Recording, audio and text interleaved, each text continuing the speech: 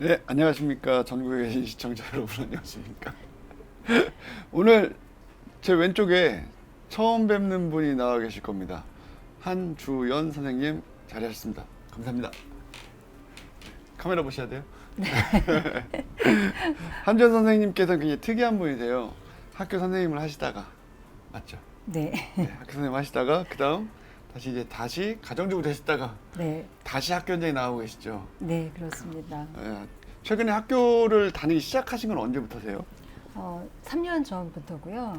네. 와, 급변하는 시기에 학교에서 학생들과 함께 하셨네요. 네, 그렇죠. 이제 고교 학점제가 되면서 네. 고교 학점제에 대한 그런 교육들이 필요해서 이제 외부 강사들을 이제 초빙해서 학교에서 교육을 하게 됐는데 그때 이제 학교에 수업을 나가게 됐습니다. 그럼 고교 학점제 내가 찐이다. 원체 전문가 선생님들이 많으셔가지고 네. 네, 이렇게나 겸손하십니다.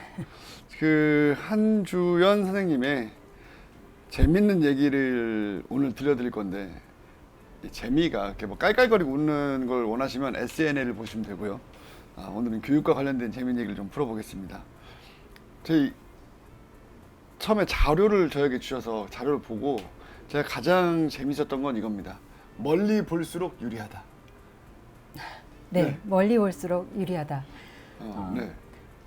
지금 고교 학점제라든지 대입제도에 있어서 변화들이 많이 생기고 있고요. 그런 것들이 초등학교와 중학교에도 많은 변화를 만들어내고 있습니다. 현장에서의 그런 변화된 모습들에 대해서 소개하면서 지금 그 교육의 어떤 방향에 대해서 좀 생각해보는 그러한 시간을 가지려고 합니다. 고교 학점제는 멀리 볼수록 유리하다. 어쨌든. 네. 네. 자, 그럼 교육의 변화부터 한번 소개해 주시겠어요? 어떤 변화가 있나요? 네, 교육의 변화에 있어서의 어떤 핵심 키워드는 네. 2022 개정 교육과정, 또 2022 개정 교육과정. 네, 성취평가제, 성취평가제, 고교 학점제, 고교 학점제. 그다음에 AI 디지털 교육이 되겠습니다. 이게 다 같은 얘기 아닌가요? 그렇죠. 근데 원체 그 전문가 분들께서 이제 이러한 내용들을 소개를 많이 하셨기 때문에 저는 이 내용에 대해서 구체적으로 설명은 드리지 않을 거고요. 이 중에서 저는 그 평가 방법에 대한 이야기를 하려고 합니다. 평가 방법이. 네네. 네. 평가 방법이 9등급제에서 이제 5등급제로 바뀌게 되는데요. 9등급제에서 5등급제로 바뀌게 되면 하나의 등급이 그러니까 두 개의 등급이 하나의 등급으로 합해지는 이러한 효과가 생기게 됩니다. 원래 5등급 받을 애들이 뭐 막 1등급 받고 이런 건 아니잖아요. 네, 그렇진 않지만 2등급 받던 학생들이 이제 1등급으로 평가가 되고 3, 4등급이 이제 2등급으로 합해지니까 4등급 후반에 있던 학생이 어떻게 보면 5등급제가 되면서 2등급 초반으로도 평가가 가능하게 되는 거죠. 4등급 학생인데 2등급 초반으로 평가가 가능하다. 네, 그러니까 생기부의 내용에 따라서 성적에 있어서의 변별력이 약해지기 때문에 그런 효과가 생기게 됩니다. 혹시 카메라 좀 봐주시겠어요? 네. 저기를 보시고 대화하시면 좋은데. 네네. 이거 편집 안 해도 됩니다. 자, 알겠습니다. 그래서 2등급 초반으로 평가가 가능하다. 실제로 4등급 중에 절반 이상이 고교 학점제에서는 네. 2등급이 되기 때문에 네, 그런데 그렇죠. 그 안에 들어가 있는 무언가에 따라서 2등급 초반처럼 보일 수 있다. 네, 그렇게 됩니다. 약간 도마뱀인가요? 그 약간 색깔 카모플라주란 게 이제 보호색 뭐 그런 느낌입니까?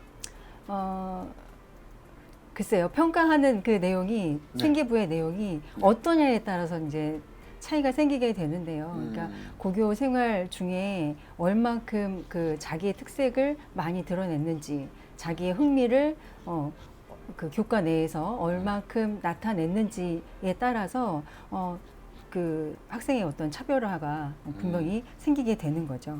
개인의 특색을 드러낼 수 있다는 게 가장 중요한 단어인가요? 그렇죠. 자신의 호기심을 잘 드러낼 수 있는 이런 것이 가장 중요한 내용인 것 같습니다. 제가 여기서 전문가 선생님의 허를 찌르는 질문을 하나 드린다면 저는 진로도 없고 호기심도 없어요. 그럼 어떻게 네. 합니까? 그러면 현재에 충실하면 됩니다. 현재 충실한다는 네. 건 어떤 뜻이죠? 제가 국어 시간에 국어 수업을 열심히 받고 음. 수학 시간에 수학 수업을 열심히 받아서 그 안에서의 어떤 호기심을 잘 드러내고 거기에서 어떤 성실성을 드러내면 그것은 이 학생이 정말로 뭔가 열심히 집중할 수 있는 학생이구나라는 것을 드러내 보여줄 수 있기 때문에 네. 그러면 꼭 뭐 개인적인 어떤 호기심, 그다음에 정말로 남보다 막 우월하게 흔히 얘기하는 종합전형에서 막 그 차별성을 드러내려고 하지 않아도 네, 그 안에서 그 교과목 안에서의 흥미를 좀 찾아내면 네, 수업 안에서 이제 소설을 배우다가 그 소설에 있어서 그 소설을 분석하고 평가하는 데 있어서 선생님과의 그 수업 내용 안에서 시대적인 상황이 어떤 그 작품 인물 안에 인물들한테 어떤 영향을 미치는 거에 대한 설명을 들었다면 그 설명을 듣고 다른 작품을 찾아 읽으면서 선생님한테 배운 그 분석 방법으로 그 다른 작품을 또 분석해 보는 이런 활동을 해보는 거죠. 예, 그러한 내용이 이제 세특에 기록이 됐을 때 어떤 차별화가 분명히 드러납니다. 세특이라는 게 그 세부 능력 및 특기 사항인가요? 아, 네, 그렇습니다. 교과 전형의 변별력이 약화된다라고 하셨는데 이게 어떤 의미인가요? 교과 전형은 그 내신 성적을 위주로 해서 이렇게 선발하는 그런 전형인데 내신 성적에 있어서 지금 9등급제에서 5등급제로 바뀌면서 등급 간격이 넓어지잖아요. 그래서 이제 변별력이 약해지니까 교과 전형에서도 그냥 내신 성적만 가지고 이제 학생을 평가하기에는 대학에서 이제 어려움이 있는 거죠. 그래서 교과 전형이라는 그 타이틀을 걸었지만 그 안에는 서류 전형이 들어간다든지 면접 전형이 들어간다든지 해서 어떤 정성적인 부분을 평가하는 이러한 것으로 변해가고 있고 주요 대학에서 학생부 종합 전형의 모집 인원도 확대가 되고 있고요. 이러한 전체적인 이러한 분위기 속에서 이제 학교 생활 기록부의 그 중요성은 점차적으로 더 커질 수밖에 없게 되는 겁니다. 제가 지금 초등, 중등 전문가분을 모셨는데 입시 전문가를 모시고 대화를 나누는 것 같아요. 아니 근데 이거를 네. 학부모님들도 좀 아시면 중학교, 초등학교 학생을 자녀로 두신 학부모님들도 좀 도움이 자녀를 지도하시는데 도움이 될 거라고 생각이 듭니다. 이러한 변화 속에서 지금 중학교 자녀를 둔 학부모님들은 고등학교를 선택하는 데 있어서 좀 어떤 고민거리들이 있으실 거거든요. 그래서 뭐 영재고라든지 과학고라든지 뭐 지방 자고? 네, 자사고라든지 이런 쪽으로 관심이 이제 커지는 것도 이러한 대입제도의 변화 이런 것과 관련이 있지 않나 생각이 듭니다.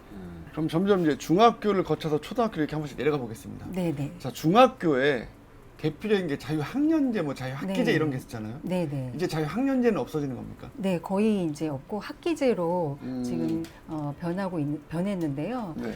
자유학기제 안에서는 이제 여러 가지 자기 주도적인 활동을 할 수 있게끔 학생들한테 기회를 많이 주는 거죠. 그리고 자기의 진로를 찾아갈 수 있게끔 그런 기회를 주는 건데 그게 어떻게 보면 고교 학점제와 이렇게 연관이 있는 그런 활동이 되는 겁니다. 고교학점제 자체가 자기의 진로를 찾아가면서 교과목도 선택하고 스스로 이러한 내용이 이제 고교학점제잖아요. 네. 그거를 위한 어떤 준비 과정이 자유학기제라고 보여집니다. 근데 자유학기제 가서 정말로 여러 가지 막 체험하고 내 진로를 좀 많이 알게 됐다 네. 이런 사례를 제가 별로 못 봤거든요. 사실은 그렇죠. 그렇죠. 선생님 경험하신 아이들 중에 야, 네. 이 학교는 정말 자유학기제 잘하더라. 이런 학교가 있습니까? 이제 특별하게 이제 그 학생들한테 신경 쓰는 학교에서는요, 진로 탐색 교육뿐만 아니라 탐구 대회 같은 걸 합니다. 탐구 대회, 독서 대회 이런 것들을 하거든요. 이 탐구 대회라는 것이 뭐냐면 교과 심화 또는 교과 융합 주제 이런 것들을 가지고 학생들이 스스로 해답을 찾아가고 그러한 그 결과물을 보고서 형식으로 만들거나 아니면 그 포스터 형식으로 만들어서 이제 전시도 하고 그거를 학생들 앞에서 이제 발표도 하고 이러한 대회를 하거든요. 그래서 이렇게 신경 쓰는 학교에서는 이러한 주제들을 찾아내는 것들이 학생들한테 어렵기 때문에 주제들도 다 좀 만들어 주십니다. 교과목 연계해서 또 만들어 주시고 그냥 재밌을 만한 것들. 종이 비행기를 뭐 오래 날리는 방법이라든지 예, 이러한 주제들을 주셔서 학생들이 그 해답을 좀 찾아갈 수 있게 그거를 좀 이렇게 팀 활동을 해가지고 좀 공동체 역량도 키울 수 있게 이러한 활동들을 하는 이러한 학교들이 있습니다. 그러면 어떤 대회 네. 또는 뭐 수업 시간에도 이루어지는 건가 이런 게? 수업 시간까지 이제 그거는 선생님들의 역량이신 것 같고요. 수업 네. 시간에 이루어지는 것은 네. 근데 이거는 학교 전체로 이제 3학년 때 전환기 교육 그래서 이제 고등학교로 이제 올라가는 어떤 적응기 동안의 그 교육 기간에 그 고교 학점제라든지 이런 것들도 수업을 받지만 이렇게 탐구 대회를 한번 열어가지고 이제 고등학교 가서 탐구 활동 같은 거를 해서 이제 세특에 기록하고 이런 것들이 필요하잖아요. 그런 것들을 경험하게 해주시는 겁니다. 그래서 이게 제가 이제 중학교 수업을 들어갈 때 전환기 교육으로 들어갈 때 작년까지만 해도 이렇게 탐구 대회를 하는 학교들이 거의 없었어요. 그런데 올해는 지금 봄 학기부터도 그렇게 요구해 오는 학교들이 상당히 많이 늘어났거든요. 그러니까 관심도가 상당히 많이 늘어나고 있구나 알 수가 있습니다. 선생님 제 질문에 답을 피해 가셨습니다. 자유학기제에서 네. 제대로 하는 사례는 네. 없습니까? 못 보셨군요. 네. 그 예는 다음 기회에. 아 슬프네요. 네. 자유학기제가 노는 기간으로 학생들이 보통 조금. 그러니까요. 네. 근데 또 이것도 약간 무리한 건 있죠 사실은. 중학교 1학년인데 네, 그렇죠. 어디는 1학기, 어디는 2학기 지역마다 좀 차이가 있지만 중학교 1학년인데 진로를 위해서 뭔가 체험한다는 게 중1은 사실 애잖아요. 네. 네. 초등학생이나 진비 없는데. 그 아까 말씀하신 거는 3학년에 네. 하는 거는 그거는 뭐 진로 연계 학기 이런 건가요? 그러니까 전환기 교육이라고 그래서 네. 이제 고등학교에 입학해야 하잖아요. 네. 그거를 준비하는 그 교육을 전환기 교육이라고 합니다. 그거를 적응할 수 있게 해주는 예, 교육인 거죠. 아 우리 생각에는 고등학교 가기 전에 공부 열심히 시켜놓고 막 그래야 될 것 같은데.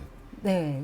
그런데 이게 이제 어떻게 보면 이렇게 교육에 있어서의 변화 내용이기도 해요. 그래서 초등학교에서도 그 학년이 올라갈 때마다 그 전환기 교육들이 다 들어갑니다. 아, 초등학교에서요? 네, 네. 그리고 초등학교 6학년에는 중학교를 준비하는 그런 전환기 교육이 또 들어가죠. 아, 그 얘기는 이따 뒤에 혹시 네. 나오나요? 네, 네. 아, 네네. 그럼 그 조금 이따 더 들어보겠습니다. 저 처음 알았어요. 그렇군요. 그럼 여러 가지 탐구 대회 중에 아까 과학을 말씀하셨잖아요. 네. 과학뿐만 아니라 네. 교과 융합 주제로 제가 한 가지 예를 이렇게 가지고 왔는데요. 학생들이 이제 선생님이 그 주제를 주시기도 하지만 학생들 스스로 자기가 흥미 있어 하는 그런 부분을 가지고 주제를 만들 수도 있습니다. 그래서 교과목에서 성취 기준이 이렇게 이제 그 학교 알림이에 가면 볼 수가 있거든요. 그래서 언어 폭력의 문제점을 인식하고 상대를 배려하며 말하는 태도를 지닌다. 요 성취 목표를 가지고 수업 시간에 이제 국어 수업 시간에 수업이 이루어지잖아요. 그러면 이 수업을 받으면서 이 학생이 그 언어 폭력에 대한 어떤 그 키워드를 가지고 어떤 궁금증이 생긴 거죠. 그래서 주제를 학교 생활 중 친구 관계에서 발생하는 언어 폭력의 피해 상황에 대해서 탐구해 보고 싶은 그러한 예, 흥미가 생긴 겁니다. 그러면 요거는 국어 교과에서 시작했지만 사회과하고 이렇게 연계가 되잖아요. 네. 그런데 요거를 탐구하면서 설문조사를 이용한다면 설문조사의 그 결과를 분석하고 읽어내는 이러한 부분에서 수학 과목과도 또 연계가 가능하게 되는 거죠. 주제가 어렵네요. 예를 들면 같은 네. 단어를 쓴다고 하더라도 우리 학생들 요즘에 그 옛날부터 사실은 청소년기에 자신의 강함을 인정받고 싶어서 욕설을 많이 하잖아요. 네. 그러니까 그것도 주제가 됩니다. 네. 그러니까 우리 친구들이 많이 사용하는 욕설의 종류나 그 뜻 이런 것들을 탐구해 볼 수도 있습니다. 네. 그러니까 어떤 때는 야 네. 했는데 이거는 친근감 있고 네. 어떤 때는 야 했는데 이게 또 싸움이 되기도 하고 네. 이 굉장히 어려운 주제를 택했네 친구들이. 네. 언어 폭력의 문제점을 가지고 피해 상황을 조사하고 나는 하면서 아이들 성장도 많이 되겠어요. 그렇죠. 스스로 뭔가 자꾸 이제 해답을 찾아가려면 이렇게 자료 조사를 해야 되잖아요. 네네네. 그러니까 요즘에는 이제 컴퓨터 AI를 많이 이용합니다. 그래서 챗 GPT 기반이지만 리튼이라고 해서 참고 자료까지 이렇게 주는 이러한 AI가 있는데 이런 것들을 이용해서 그 해답도 찾아가면서 그 근거가 되는 참고 자료의 내용을 읽어내는 이러한 과정들 속에서 학생들 많은 성장이 가능하죠. 근데 인공지능을 사용해서 학생들이 성장이 가능합니까? 네. 그 이제 인공지능에 대한 어떤 네. 거부감들이 저희 세대에는 좀 있죠. 예, 있는 것 같아요. 네네. 근데 우리 아이들의 그 살아가야 될 시대는 확실히 디지털 시대로 변해가고 있는 것 같습니다. 그래서 이따가 이제 초등학교 교육에 대해서도 이야기를 하겠지만 초등학교 교육에 있어서 어떤 핵심 키워드는 디지털 교과서거든요. 예, 이제 전면적으로 우선 1, 2학년 내년부터 시행이 될 텐데 그 안에 그냥 단순히 이게 전자 교과서가 아니라 그 안에 AI 기능이 이제 포함이 되어 있는 거예요. 그래서 학생들 개별 그 저희 수업이 가능할 수 있게끔 그 수준에 맞는 그런 교육이 가능하게 되어 있거든요. 그래서 지금의 아이들은 AI를 안고 가야 되는 세대, 함께 해야 되는 세대 이렇게 이해가 됩니다. 예, 그래서 이것을 어떻게 긍정적으로 AI를 이용할 수 있을까? 요거를 어떻게 보면 우리 기성세대들이 고민하고 학생들한테 그러한 힘을 좀 키워줘야 할 것 같습니다. 저 마지막쯤에 아마 그 인공지능이 있죠. 인공지능 얘기가 있잖아요. 네네. 미리 좀 땡겨서 말씀드리면. 네. 그래서 학생들이 이제 챗 GPT를 많이 사용했었었는데요. 네. 저는 이제 학생들 지도할 때 리튼이라는 거를 소개를 많이 합니다. 무슨 그 차이가 차이는 있죠? 네. 리튼은 자신이 해답을 줄 때 어떠한 자료에서 참고를 했는지 그 참고 자료를 띄워줘요. 그래서 그 내용을 볼 수가 있는데 그 근거 자료들이 논문이라든지 학술지라든지 신문 기사라든지 이런 것들을 띄워주거든요. 블로그도 분명히 나오지만요. 그래서 그 내용들을 보면서 어떤 객관성 있는 자료를 읽어볼 수 있다는 이러한 장점이 있어서 저는 학생들한테 리튼을 소개를 합니다. 근데 선생님 이거 또 다른 얘기인데 네. 그 블로그가 네, 전문가들 블로그 보면 이게 정말 잘 써놨잖아요. 네. 근데 검증이 안 됐기 때문에 이것은 네. 지양하시는 건가요? 아니요. 근데 저는 초등학생들한테는 블로그도 그냥 보라고 합니다. 네. 우선은 찾아가는 과정이고 우선은 초등학교는 흥미가 조금 있어야 되기 때문에 그러한 글도 읽어보자. 블로그도 읽어보자. 블로그도 읽어보자. 네. 그리고 다른 사람의 생각도 한번 보자. 서적이라는 것도 책. 예, 책도 네.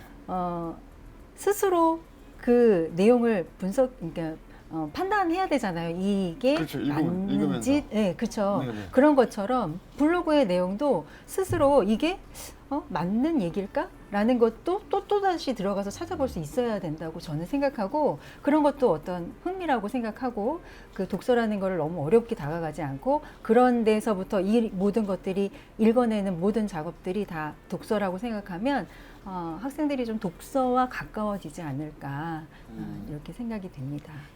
자, 그다음. 네. 네. 그래서 이제 전환기 교육의 또 다른 내용으로 네. 대입이라든지 고교 학점제를 소개하는 이러한 프로그램도 이제 중학교에서 이루어지고 있는데 저 같은 경우에는 그냥 대입제도랑 고교 학점제만을 소개하는 게 아니라 그때 그 지역의 고등학교를 분석하는 자료를 만들어서 그걸 소개하는 이러한 수업을 합니다. 직접 분석하세요? 네, 그러니까 중학교 와. 3학년들은 네. 이제 고등학교를 선택해야 되잖아요. 네네. 그럴 때 고민들이 본인들도 상당히 많아요. A라는 학교를 가야 될지, B라는 학교를 가야 될지, 일반계 고등학교를 가야 될지, 특목 고등학교를 가야 될지 이런 고민들이 많은데 고등학교 그 주변에 있는 고등학교들을 좀 분석을 해주면 학생들이 상당히 어떤 해답은 아니지만 뭔가 이렇게 결정. 그렇죠. 뭐 이렇게 커튼이 이렇게 열리는 듯한 아. 그런 기분을 갖는지 어쨌거나 수업을 하고 나면 반응이 좋습니다. 네. 그럼 지역 고등학교를 어떻게 분석해요? 저는 이렇게 학교 알림이 사이트를 이용하거든요. 학교 알림이. 네. 네. 학교 알림이에 들어가서 그 알고자 하는 고등학교 이름을 검색하고 고등학교 이름을 검색하고. 네, 그래서 공시 자료를 보면 그 공시 자료 안에 교과 편제라든지 수행평가 비율이라든지 네. 학업 성취 분포, 방과 후 학교에 대한 내용, 동아리 현황, 그다음에 학종, 그 입결 내용도 기록이 되어 있습니다. 그래서 이러한 것을 기본으로 해가지고 학교마다 이런 것들을 분석을 해주는 거죠. 그래서 교과 편제가 수학 과목이 뭐 같은 학년, 같은 학기에 미적이랑 확통이 같이 되어 있다. 그러면 이공계 가는 친구들은 같은 학기 그 두 과목을 다 들어야 되잖아요. 그러면 아무래도 학업적인 그 부담감이 생기니까요. 그렇죠.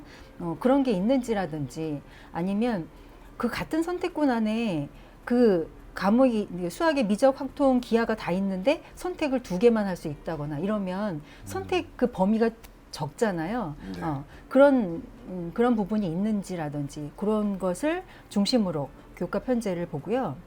수행평가 비율은 보통의 학교는 40% 정도가 이제 수행평가 비율인데요. 40%나 돼요? 네. 중간고사 30, 기말고사 30, 네. 그다음에 40%가 수행평가 비율인데 50%인 학교도 있습니다. 예. 50요? 네. 그래서 수행평가 비율이 높으면 평가 방법이 다양해질 수가 있잖아요. 서술형, 그렇죠. 논술형. 예, 그렇기 때문에 그 생기부에 기록될 내용도 어떻게 보면 다양해질 수가 있는 겁니다. 그래서 수행평가 비율도 조금 학교마다 비교해 볼 수 있고요. 그다음 학업 성취 분포는 A, B, C, D, E로 나뉘어져 있잖아요. 그럼 그 학년에 그러니까 3학년 또는 1학년의 그 전체의 그 학업 성취 분포도 나와 있습니다. 그러면 이 학교 학생이 A, B의 비율이 높은 학교인지 E의 비율이 높은 학교인지를 좀 보셔야 되죠. 그래서 E의 비율이 높다면 아무래도 학업에 관심이 없는 학생들이 많은 학교일 수 있다. 그러나 이제 뭐 내신 성적을 받기에는 좀 유리한 면이 있을 수도 있는 거고요. 예, 그래서 자신의 특성에 맞게끔 이제 고등학교를 선택하면 되는 거죠. 그러니까 일단은 지금 3가지 말씀하셨는데 교과 편제 네. 들어가서 무슨 과목이 몇 학년에 뭐 선택을 네. 할 수 있게 돼 있다. 네. 학기제냐, 학년제냐 이런 것들을 보시면 되겠죠. 그다음 수행평가 비율이 몇 %가 네. 되어 있냐. 네. 보통 40%면 쏘쏘한 건가요? 네. 그런데 그 안에서도 그 중간고사, 기말고사에 서술형 평가가 들어가는 학교들이 있어요. 예. 네. 그런 학교가 있는지 그런 것도 좀 보시면 좋을 것 같습니다. 그리고 학업 성취 분포는 중학교랑 똑같이 A, B, C, D, E 예. 이렇게 되어 있고. 근데 저 궁금한 게 지금 이제 고교 학점제지 않습니까? 네. 아니 교과 편제가 막 내 마음대로 들을 수 있는 거 아니에요? 이제 선택권은 분명히 학생들한테 주었습니다. 네. 그런데 그 편제표를 만드는 거는 이제 학교잖아요. 네네. 예. 그래서 학교에서 칸막이를 어떻게 주느냐에 따라서 이제 선택 그 범위가 조금 한계가 생기는 거죠. 지금 그러니까 그 선택에 제한을 주는 학교가 꽤 많이 생긴다는 말씀이신가요? 생기는 게 아니라 그게 이제 없어지고 있지만 네. 아직도 그 학교의 그 상황상 선생님들이 뭐 이렇게 몇 분, 그렇죠. 교실 수도 있고. 네, 그러니까. 그렇죠. 뭐 대학교처럼 막 그냥 내 마음대로 듣고 싶어서 들을 수 있는 건 아니네요. 그런 거는 그래서 아니죠. 대학교도 그렇네요. 광클 해가지고 당첨 네. 기한이 오니까. 교과 편제, 수행평가 비율, 학업 성취 분포까지 참고하면 좋다고 말씀하셨고요. 네. 근데 아까 뭐 방과학교도 말씀하셨던 것 같은데. 네. 네. 방과 후 학교에서 이제 교과 관련된 그런 방과 후 학교가 개설이 되는지를 좀 보시면 네. 그 수업 시간에 제대로 이제 소화 못한 그런 내용에 대해서 좀 그 보충할 수 있는 그런 기회가 사교육 아니고도 방법이 있으니까 그러한 면에서 조금 효용성이 있고요. 그렇네요. 저도 제 주변에 있는 학생들한테 물어보니까 방과후 학교를 레벨별로 하는 학교도 꽤 있더라고요. 네. 그래서 요즘에 학생들이 그 기초 학력이 미달된 상태로 고등학교 올라가는 상태가 네. 많은가 봐요. 네. 학생 수가 이렇게 급감하면서 그렇죠. 고등학교도 유지를 해야 되니까 그러니까 인원을 학년별 인원을 계속 줄여도 어떻게든 일단 우리가 유지해야 되는 최소 인원 있지 않습니까? 네. 그러다 보니까 예전 같으면 진학이 안 되는데 뭐 작년 봤더니 서울시도 100% 합격하고 이랬던 것 같아요. 근데 갔더니 그 친구들이 이제 잘 못 따라가니까 기초교육, 막 중학교 연산 교육을 네. 고등학교에서 해주고 이런 게 있는 것 같던데 그런 걸 잘 알아보면 좋겠네요. 네, 네, 네. 좋은 말씀 감사합니다. 또 있습니까? 아까 뭐 동아리 현황입니다. 5개네요. 네. 네. 동아리가 몇 개가 개설이 되어 있는지, 얼마큼 다양한지 뭐 이런 것들도 보면 좋을 것 같고 그 개인이 좀 관심 갖고 있는 동아리들이 있는지 이런 꽃꽂이. 것들도 예, 보면 좋겠죠. 네. 네, 그러니까 이게 그거네요. 내가 입학하기 전에 사전 정보를 동아리까지도 네, 그쵸. 조사해라. 네. 근데 교과 편제, 수행평가 비율, 학업성취, 분포 이렇게 3가지 외에 네. 추가로 아까 처음에 5개 말씀하셨거든요. 네, 네. 자, 그 남은 2개도 마저 설명해 주세요.